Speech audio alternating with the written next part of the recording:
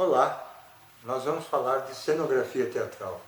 É um assunto muito rico e que dá margem para muitas horas de conversa. Mas eu procurarei ser objetivo nas informações que vou passar, apenas para o entendimento inicial daquilo que podemos chamar de princípios da cenografia teatral. Vou fazer considerações gerais e depois apontamentos históricos. Mas afinal, o que é cenografia?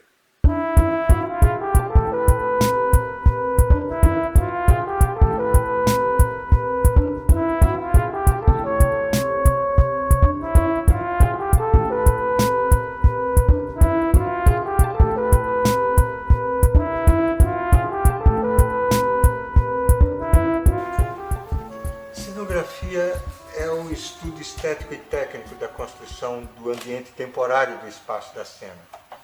O que parece ser uma sólida parede ou uma densa floresta tropical poderá ser transportado com o puxão de uma corda ou o empurrão de um carrinho de mão, abrindo caminho para a próxima cena ou até para outra produção. É parte da magia que leva o público a lugares que ele só pode avistar enquanto presente na experiência teatral.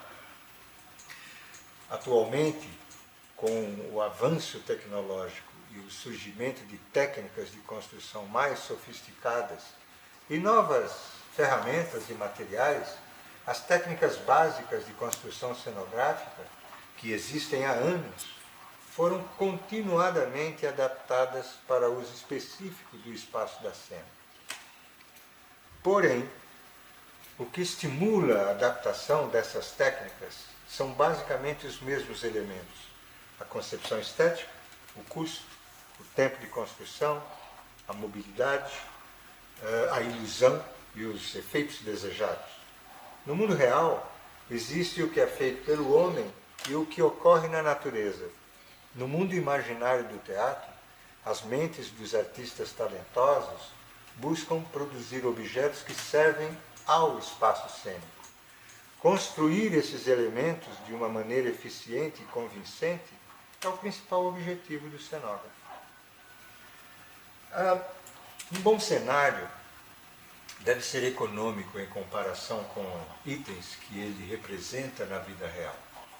Geralmente, os orçamentos de produção variam muito, mas todos se esforçam para manter seus investimentos em cenários reduzidos.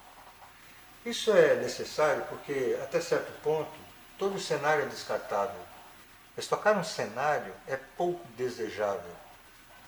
Na maioria dos casos, o cenário é útil apenas para uma produção e não raramente poucas apresentações. Com exceção do cenário construído para companhias de ópera e balé, que tendem a manter um repertório de produções que eles voltam a encenar de vez em quando. Mas mesmo neste caso, novos estilos evoluem, novos gostos mudam, novas formas são desenvolvidas ou novas ideias concebidas, e a vida de uma cena particular tem seu design limitado pelo tempo. O cenário deve conter a solução da equação intenção, peso e mobilidade. A necessidade de mudar uma cena para outra rapidamente e sem o uso de grandes equipamentos inspira a construção de um cenário leve e móvel, mas com uma boa resistência para suportar o estresse de uso e manuseio. O cenário precisa ser compacto. O palco que abriga a cenografia é de um tamanho limitado, independentemente das demandas de um roteiro específico, mesmo que seja uma representação no planeta Marte, ou em uma montanha andina, ou no interior do Museu Nacional, o cenário deve caber nas dimensões do espaço cênico e acomodar os outros elementos técnicos da produção. Há o cenógrafo, que é o que cria a cenografia, e o cenotécnico, que é o responsável pela construção do cenário. Na cenotécnica, os profissionais precisam ser qualificados para garantir o êxito de suas produções e o uso eficiente dos recursos. No teatro, a criatividade do cenotécnico é tão importante quanto o talento imaginativo e criativo do cenógrafo. manter as características básicas de um bom cenário garantirá o sucesso da encenação. O cenógrafo é aquele que conhece com exatidão como resolver o espaço cênico e todos os problemas espaciais, plásticos, visuais e psicológicos que estão inseridos no texto dramático. Mas isso não quer dizer que você tem que reproduzir o mundo, você tem que criar este mundo. Quando o autor cria seus personagens teatrais, o cenógrafo tem que criar o mundo que lhes corresponde com uma relação harmônica entre estes personagens e o seu mundo. Svoboda lembra que toda a natureza tem seu próprio ritmo, com organismos dinâmicos e vivos. Segundo ele, a cenografia não deve ser naturalista, porque são os detalhes naturais que não podem ser copiados. Vamos conhecer um pouco da história do teatro ocidental, como se desenvolveu ao longo do tempo e influenciou os cenógrafos modernos. No mundo ocidental, a primeira informação significativa sobre cenário pode ser encontrada com os gregos. Em meados do século V a.C., a maioria das apresentações teatrais era realizada em frente de uma skene, ou construção de cena. Em grego, a palavra skene significa cabana ou tenda, que pode lhe dar algumas pistas sobre as origens desta estrutura e o que ocorria no teatro antes dessa época. No princípio, a skene foi pensada para ser uma estrutura temporária nas ágoras, erguido para a apresentação de um dos muitos festivais que aconteciam anualmente. Como o uso desta estrutura se tornou predominante, foi adotado como parte da instalação de um teatro permanente. Não sabemos ao certo sobre o design desses primeiros esquenes, mas geralmente eles são considerados como tendo sido estruturas cobertas, tendo uma ou mais entradas em uma parede ou colunata. Os atores atuavam na frente do esquene, que servia como um fundo cênico genérico no jogo teatral. Há algum debate quanto à existência de um estágio elevado nesse terreno. Se existiu, pode ter sido não mais do que o caminho irregular que vai da esquene até uma área de atuação conhecida como orquestra. Hoje, o termo orquestra, no que se refere à arquitetura teatral, é o palco do teatro. Algumas pesquisas indicam o uso de painéis pintados presos ao esquene que eram trocados por outros painéis, conforme as mudanças de cena durante a peça. Esses painéis, chamados de pinacas, eram semelhantes na sua função aos painéis usados no teatro contemporâneo. Um painel é uma moldura de madeira coberta com um tecido, onde é pintado um tema para representar uma cena ou parte de um local cênico. Outro dispositivo usado pelos gregos para mudar o cenário era o periaktoi. Esta peça, construída a partir de 3 painéis pintados, formava um triângulo em planta baixa. Quando girava, revelava um novo lado sempre que a cena mudava. Eu mesmo utilizei este recurso no espetáculo A Coisa Privada, encenado pelo Grupo Fora do Sério, apresentado em temporada no Centro Cultural São Paulo. Na Grécia, algumas máquinas teatrais estavam em uso para a encenação de efeitos especiais. Um equiclema era um mecanismo usado para revelar uma ação teatral. A forma exata do equiclema não é conhecida, mas pode ter sido uma plataforma móvel ou vagão que era rolada por uma das portas do esquema. Hoje isso pode parecer muito simples. O mais dramático e espetacular dispositivo era a máquina. Como um guindaste, esse aparelho foi usado para mostrar pessoas em voo ou pairando sobre a terra. O Deus Ex Machina, ou máquina divina, geralmente era empregada para resolver o enredo do jogo teatral por meio da intervenção dos deuses. O termo é usado hoje para se referir ao aparecimento inesperado de um personagem que resolve o enredo da peça. No período helenístico, no início do reinado de Alexandre o Grande, em 336 a.C., várias mudanças importantes ocorreram. Um palco de 2,5 metros a 4 metros de altura era costume. A borda frontal desse palco foi apoiada por uma fachada conhecida como o proscênio. As primeiras versões do proscênio eram construídas de uma série de colunas entalhadas para conter pinacas. Na parte de trás do palco elevado havia outra fachada, chamada de episquênio, que inicialmente foi equipada com 1, 3 ou posteriormente até 7 grandes aberturas. Os romanos adaptaram dos gregos o seu teatro e também empregaram um fundo cênico que foi usado para comédias e tragédias. Os romanos chamavam o palco de scena. A fachada do palco era conhecida como scena frons. A scena frons serviu como pano de fundo cênico básico e, assim como o esquema dos gregos, foi arquitetonicamente detalhada e incluiu uma série de portas usadas para representar diferentes casas ou um palácio.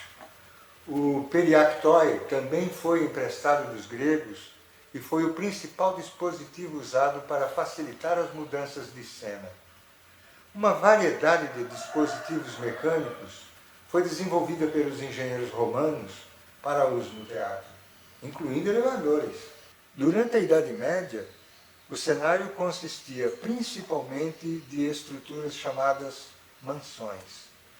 A configuração frequentemente consistia em uma série de mansões arranjadas ao longo do palco, em torno da performance, do espaço ou, em alguns países, incorporados em vagões durante um concurso. Cada mansão definia um local específico. Quando os atores mudavam de uma mansão para outra, a cena mudava. Os efeitos especiais foram de particular importância durante esse tempo. O papel do engenheiro ou mecânico foi considerado crucial para a criação geral e sucesso da apresentação teatral. Não é muito diferente dos carros alegóricos que conhecemos hoje do Carnaval Carioca, como forma de apresentação, ressalvados seus devidos objetivos. O Renascimento italiano teve uma enorme influência na arte e, em particular, no cenário teatral. O surgimento da perspectiva no desenho e a sua sistematização por volta de 1425 encontraram caminho para o teatro em 1480 e colocaram em movimento conceitos para o design de instalações de teatro, técnicas de design cênica e práticas de preparação cenográficas que continuam até hoje. Muitos dos mais influentes arquitetos e pintores do teatro daquele período deixaram seu conhecimento, conceitos, estilo e técnicas que utilizamos atualmente. No início do século XVI, o sistema Wing and Drop podemos compreender como conjunto de pernas e bambolinas foi desenvolvido para tirar vantagem das novas técnicas de perspectiva. Este sistema refere-se a uma configuração de palco que emprega uma série de painéis pintados nas duas laterais e no fundo do palco um painel pintado que está posicionado paralelamente à borda frontal do palco. A bambolina é uma peça não emoldurada de tecido suspensa no cordame do palco do teatro. A bambolina, as pernas e o fundo eram normalmente pintados como uma cena contínua com o ponto de fuga da perspectiva do centro do palco. Para facilitar a pintura deste quadro bastante grande, as pernas e o painel de fundo eram colocados no teatro e cordas eram esticadas na frente do palco para servir como guia para o artista. Este processo garantia que a perspectiva seria precisa e que a cena pintada misturasse suavemente de um painel para o outro. No início do século XVII, a maioria das configurações eram compostas por esses três componentes: as alas laterais, as bambolinas e o painel traseiro, e todas essas peças poderiam ser alteradas durante o espetáculo. Painéis individuais sobrepunham um ao outro como uma série de painéis deslizantes que revelavam uma cena pintada uma atrás da outra. Este esquema provou ser uma forma muito eficiente de mudar rapidamente de cena. Para facilitar mudanças mais rápidas de cenário, as pernas em ângulo foram eventualmente substituídas por uma série de painéis que, assim como os painéis traseiros, eram posicionados paralelamente à boca de cena do palco. Essas pernas paralelas eram montadas com ranhuras na parte superior e inferior. Várias pernas poderiam ser organizadas, uma atrás da outra, em sequência, e serem deslizadas no palco para revelar uma cena pintada diferente. A posição de cada conjunto de pernas foi escolhida para garantir a ilusão de que toda a cena pintada não seria interrompida por lacunas entre os painéis. O paralelismo das pernas, em conjunto com os painéis traseiros, e a série de bambolinas podiam ser levantadas ou baixadas, tornando a mudança de cena relativamente rápida. Outro sistema para mudar o cenário foi desenvolvido em Veneza por volta de 1645. Este sistema foi chamado de carruagem e mastro. A estrutura cênica era um painel pintado que utilizava um sistema de trilhos localizada sobre o palco. Ligado à carruagem havia um poste, ou mais precisamente, uma moldura de madeira que se projeta através de um slot, um vão no chão do palco. Uma série desses painéis foram posicionados em trilhos diversos para rolarem de acordo com a cena. Usando este recurso, qualquer número de cenas poderia ser criado substituindo os painéis pintados, enquanto um outro conjunto de painéis fora do palco estava pronto para ser movimentado. Este sistema permaneceu em uso até o final do século XIX. Ainda hoje é possível ver esse recurso aplicado na cenografia em vários teatros do mundo. Eu utilizei esse sistema também no espetáculo A Coisa Privada, embora tenha sido um tipo específico de espetáculo cuja estética tinha a ver com esse recurso. No século XVII, a ilusão de cenário pintado em perspectiva foi tão revolucionária e tão poderosa que a arquitetura do edifício do teatro começou a mudar a fim de explorar totalmente esta técnica. Por essa concepção, parecia natural enquadrar a pintura, e foi exatamente isso que os italianos fizeram. O artista renascentista pensou em espaço como finito e desenvolveu o proscênio como um meio de restringir a visão da plateia. Esta estrutura arquitetônica, adaptada do proskênio grego, ajudou a manter a ilusão criada pelo cenário e mascarou ou escondeu os mecanismos e o espaço fora do palco, que eram necessários para apoiar as mudanças de cena e outros aspectos do espetáculo. No início do século XVIII, a maioria dos teatros da Europa Ocidental adotou as técnicas de perspectiva cênica desenvolvidas durante o Renascimento italiano. Essas técnicas dominaram a produção teatral nos 150, 200 anos seguintes. No entanto, por volta de 1703, algumas outras tendências tomaram conta neste tempo que são do nosso interesse. Foi quando o arquiteto italiano Ferdinando Bibbiena introduziu a perspectiva angular, a cena per ângulo. Essa evolução da perspectiva do ponto único central, com dois ou mais pontos de fuga nas laterais do cenário, ou até fora do palco, alterou a forma percebida do espaço de atuação, com painéis necessários para descrever ruas, corredores ou passagens em qualquer direção. ele então abandonou a prática de posicionar o cenário de acordo com a arquitetura do auditório. Nessas condições, as fileiras de painéis que representavam uma cena em perspectiva única ficaram completamente visíveis, do térreo ao telhado. A escala de Bibiena estava mais próxima da realidade. As estruturas situadas no fundo do palco pareceram subir dramaticamente acima do arco do proscênio, bem fora das linhas de visão.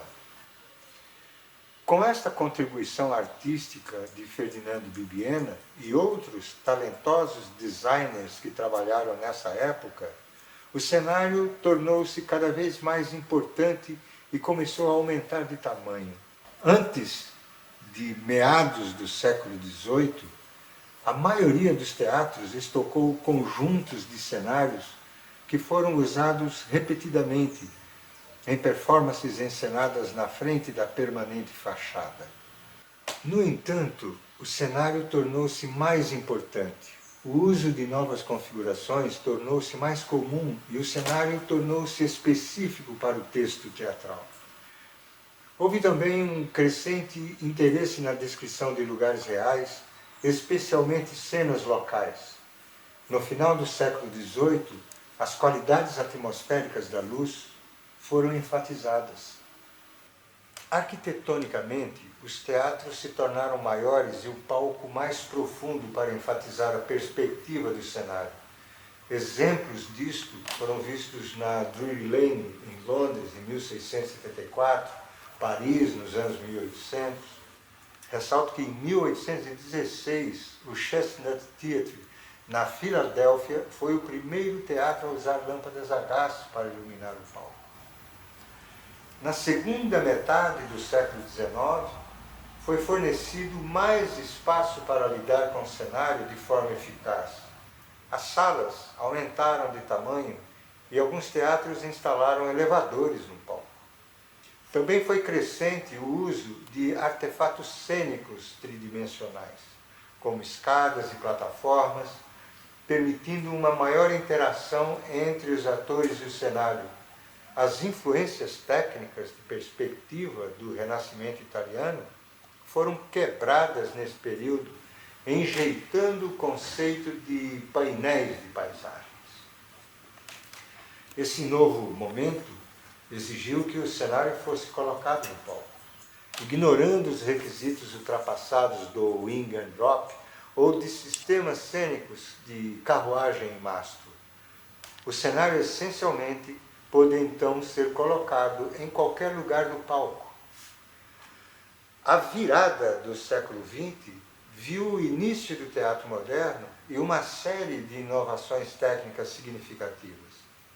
O artista suíço Adolf Appia e o inglês Gordon Craig pavimentaram um padrão que tem efeito até hoje para muitos artistas teatrais criarem seus cenários. Os dois trabalharam separadamente, desenvolvendo muitas ideias semelhantes sobre o teatro como forma de arte e o que o serviço desta forma de arte poderia fornecer à sociedade moderna. As ideias destes dois artistas atingiram todo o teatro e sua produção, e suas inovações são consideráveis. Appia defendeu o uso de cenários tridimensionais, como degraus, rampas e plataformas, fornecendo uma transição entre o plano horizontal do palco e o plano vertical do cenário. Esta integração do ator e o cenário unificou os elementos teatrais em um todo mais significativo. Appia diferia de Craig por acreditar haver uma configuração diferente para cada localidade do roteiro. Craig estava interessado em expressar a essência de todo o roteiro em um único conjunto.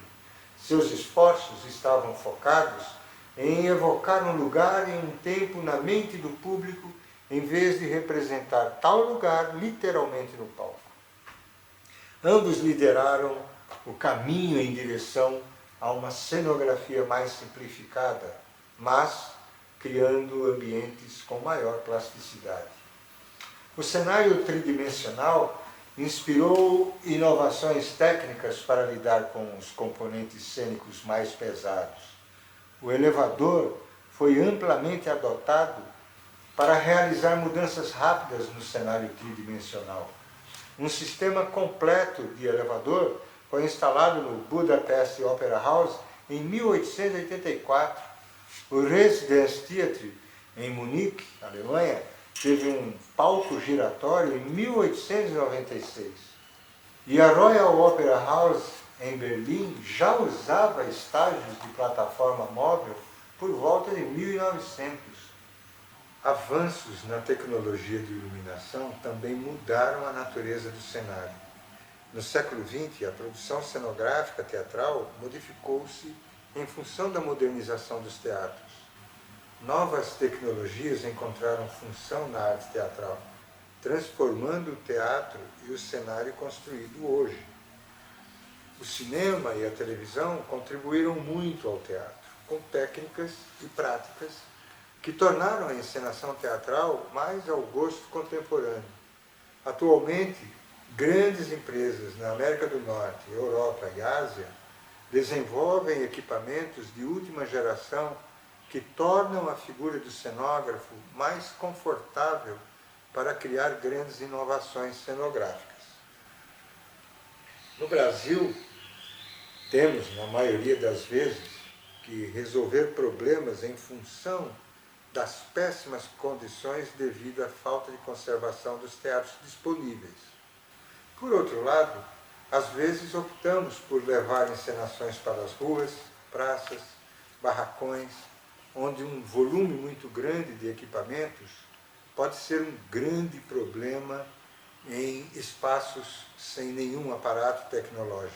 Mesmo na maioria dos teatros onde temos a oportunidade de encenar um espetáculo, o pé direito não ultrapassa 4 metros de altura, quando não menos. Muitas vezes os espetáculos têm de ser apresentados em auditórios construídos por arquitetos que nunca foram ao teatro e não conhecem a estrutura de um espetáculo teatral. Os teatros, em sua maioria, não têm urdimento, não têm coxias, não têm ciclorama, não têm profundidade, carecem também de técnicos, maquinistas, eletricistas, técnicos de palco. Na maioria das vezes, nada funciona num teatro que fora construído para ser um teatro de verdade. Estão obsoletos, abandonados. Mas isso não pode desestimular aquele que pretende ser um cenógrafo teatral. Por isso, sempre dou preferência em criar cenários que possam ficar no piso, sem a dependência de equipamentos aéreos, que possam ser desmontáveis o suficiente para serem transportados em pequenos caminhões e serem leves e duráveis. Caminhando para a conclusão desta exposição de ideias, deixo o conhecimento que tenho da minha experiência. Ao cenógrafo cabe criar um conceito. Primeiro ele tem que pensar no espaço disponível e a cena dentro desse espaço é parte integrante de uma quarta dimensão. Espaço, tempo. O cenógrafo propõe essa quarta dimensão em consonância com o ator e as propostas do diretor. Há um espaço real e um espaço criado. O ator circula nesse espaço observando a boca de cena quando se trata de um palco italiano, com o cenário posto frente à plateia, ou em um teatro circular, em que o público rodeia o cenário, ou seguindo as limitações de altura, profundidade, que caracteriza o espaço cenográfico. O ator pode percorrer esse espaço de um lado para outro, na diagonal recorrendo ao cenário em um espaço real e em um tempo real, criando infinitas possibilidades de atuação. Essa quarta dimensão é a soma dos vários deslocamentos que a cenografia possibilita ao ator, segundo o que o diretor deseja concretizar. O cenógrafo não deve encher o cenário com coisas, mas esvaziá-lo de coisas, Buscar um caminho que crie espaços dentro do espaço físico do cenário até o infinito, criando um novo espaço sem que se destrua o existente. O ator poderá criar um espaço com um simples movimento do seu corpo, porém a cenografia torna-se um meio que multiplicará suas ações.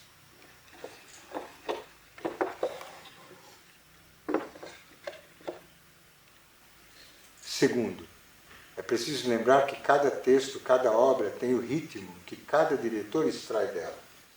Os ritmos cenográficos devem coincidir com os ritmos e vivência dos personagens, com toda a sua carga emocional. Os ritmos do texto devem corresponder aos ritmos da cenografia. Sua energia, suas quebras devem ser acentuadas em linhas e ângulos perfeitos e envolventes, com o deslocamento rítmico dos atores, obtendo um resultado integral na caixa cenográfica ou espaço da cena. Por isso é necessário o intercâmbio de ideias entre o cenógrafo e o diretor.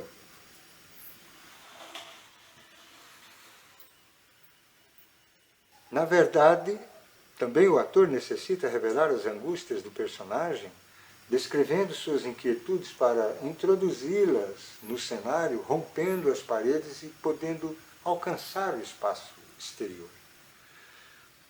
O cenógrafo é aquele que aglutina todas essas necessidades e cria uma forma que abriga todas estas vivências. Nunca se sabe onde termina o trabalho do diretor e onde começa o do cenógrafo. Terceiro, é preciso pensar na dinâmica, principalmente quando a peça exige mudanças cenográficas. Uma mudança desajeitada é intolerável em um espetáculo teatral. Quando um ator está em um tempo de sua ação, o público incorpora-se a esse tempo. Se o ator se arrasta à mudança de um cenário, o público arrasta-se com os atores naquele tempo. Nem sempre funciona o fechar das cortinas ou o blackout das luzes, pois isso pode interferir na dinâmica da ação. Pode-se fazer uma mudança à vista dos espectadores com precisão, com cenas simultâneas, com emprego de luzes, desde que não influencie na dinâmica da ação cênica. Em seguida, temos que lembrar da estética, considerando que os problemas de espaço, ritmo e dinâmica estão solucionados. Neste caso, o cenógrafo deve ter um grande conhecimento em composição plástica para criar com liberdade a solução que corresponde àquele texto. Conhecer a natureza do texto, as especificidades de cada época e o espírito das formas que harmoniza com as manifestações artísticas respectivas desse tempo. Cada época, país, escola, grupo e indivíduo tem uma característica de formas que harmoniza com as suas manifestações artísticas e culturais que se expressam através do movimento e do ritmo.